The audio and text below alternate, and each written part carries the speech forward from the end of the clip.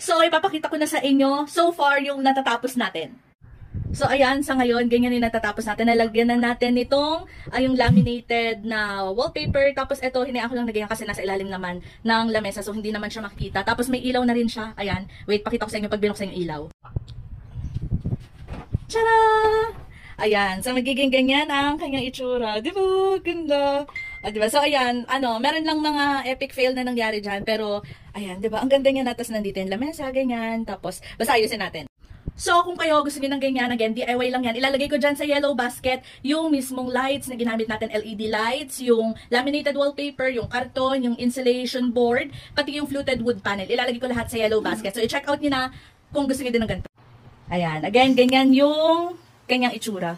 Diba? Ang ganda. So, ayan, sadya talaga yan na hindi siya, tag dito, proportion, yung pinaka-wave.